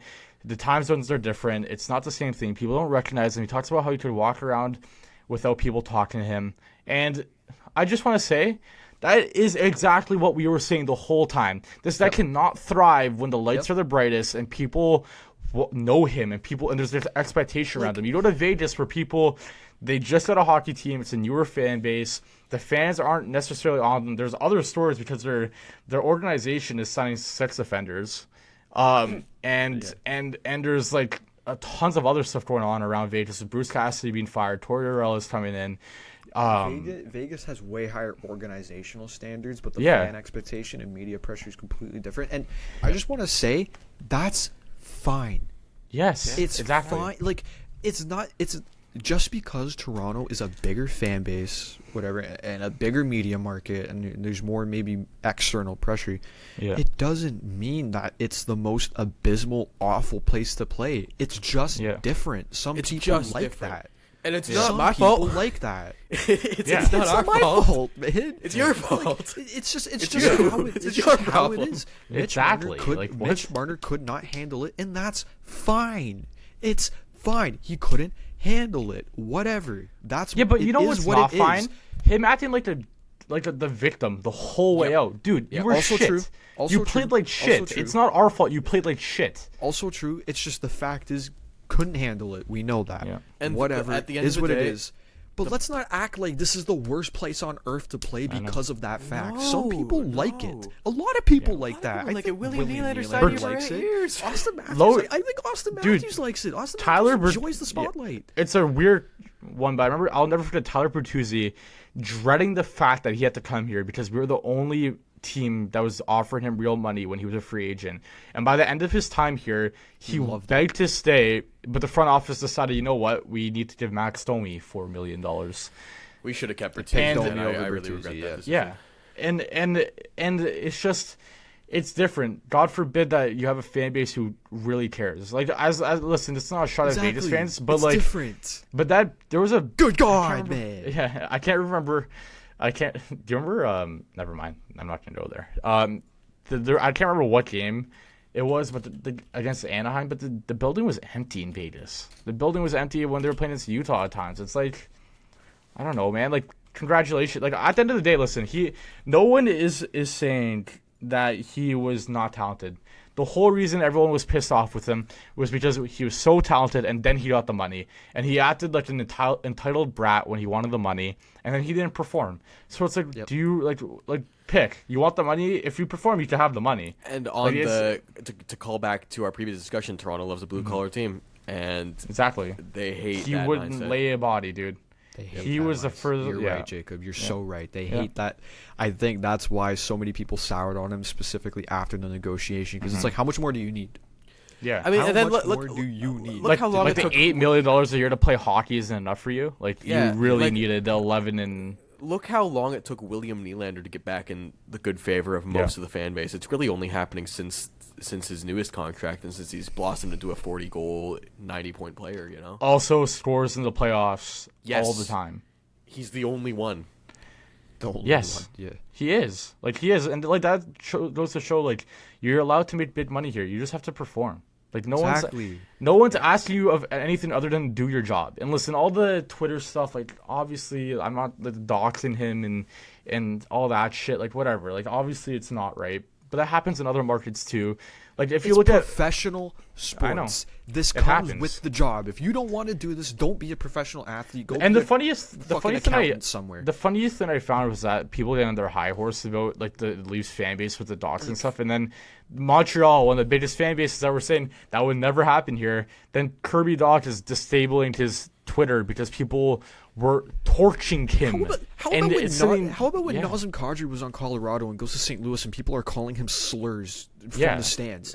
Yeah. Like, this shit happens everywhere. Yeah. And no, it's not It's- right. But yeah, this is it's- professional sports. Yeah. This happens. You have a fan base. There's sickos that watch sports. Like, this shit happens. It's not like whatever.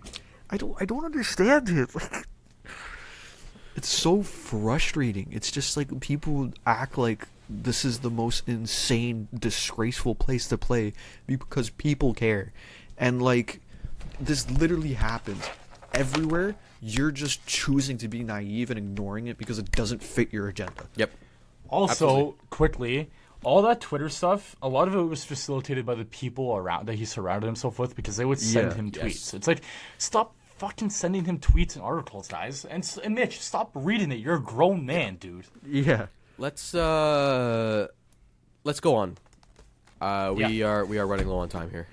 Yeah, I think Okay. I'm done. I think I'm done with that fucking bullshit. I can't. quickly, Like, it's we been have to pissing say me off some- all fucking playoff. Yeah. I can't. We have to say something on Anaheim quickly.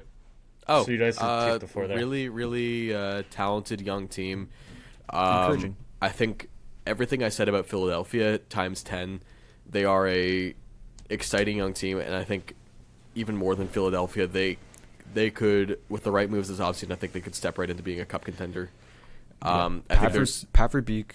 Sorry, you go. I was just gonna say there's room in the Western Conference for them to step up and be that team now. I think Edmonton's kind of on the decline. I mean, Los Angeles is too. This is Anaheim's time to step up, and they should be really happy with how they did this season. Yeah, I think Pat Verbeek struck like a perfect mix this season with them of like the veteran and young mix, and their defense is stacked. Like, they've got opportunities to improve even further. You know, Lacombe, I think it's a fun time in the. Zellweger.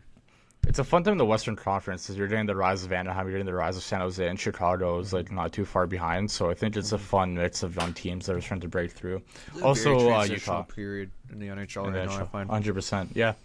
All right. Moving on. Colorado beats Minnesota in 5 games. I think honestly, I've been covering Minnesota the whole playoffs. I think something that became abundantly clear is that the second they lost Eriksson at the series was over, and that was before the series even started. And it's just something I wrote about in the Dallas series. I wrote about it again before the series against Colorado.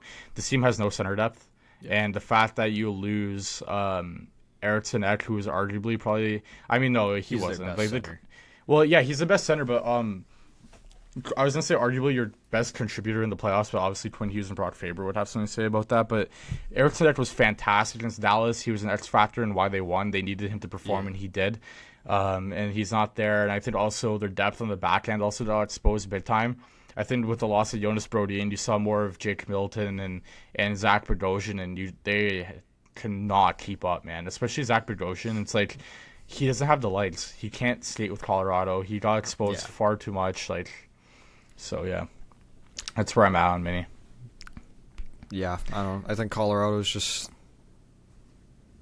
so hard to stop. Yeah, their top guys, like just the speed that they play with is insane. It's so hard to stop them. They're unbeatable. I think Colorado Carolina is gonna be like rock in a hard place. That's gonna be a fun series. It's so hard to like actually see how Colorado got better after the Rantanen deal. Like, I feel like Nietzsche's is a better fit than Rantanen was there. Kind of crazy to say, so. But we might have talked about this last show. I can't remember. I really did not like the move to move off of Wallstead after game 1. I think they should have stuck with him. I agree. But I think we already touched on that. Yeah, you're right, Mateo. Eriksson Ek was a huge loss, and I think that just says how much work they need to do in their center depth.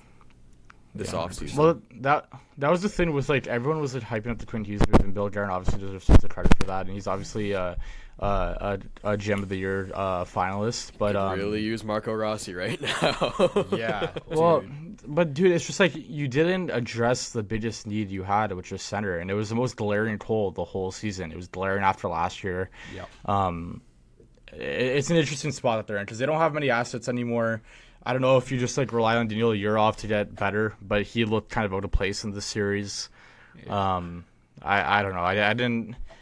I maybe it's time to move up. Maybe you get a piece to get off of Gustafsson, and then maybe you go try and flip that into another center. But I don't know. It's a weird position that they're in, and they paid premium assets for McCarron, who ended up like having a decent playoff, but also still overpaid for him. Fourth liner, dude. Yeah. And he, I mean, I don't know. We said everything we need. Colorado, obviously, we already touched on Colorado, so I don't think there's much we could say on Colorado. no. And then quickly, Montreal beat Buffalo last night, and now it was a 6-3 final. They're up 3-2 in the series. Going back to the Bell Center with a chance to close it, I think the series might be over. Man, We'll see, I guess. you gotta. This series is so fun, man. This is what makes hockey so fun and exciting. Is teams like this and series like this when they, I don't know. You guys get it. Fun series. I hate both of these teams. Me too. That's fair. I think Want to see Lindy them succeed. But Lindy Ruff really messed up. I think not putting UPL in. I know he had I know he had a good game 4, but also like I don't know. Lyon has been probably your best player throughout these playoffs. He's been fantastic.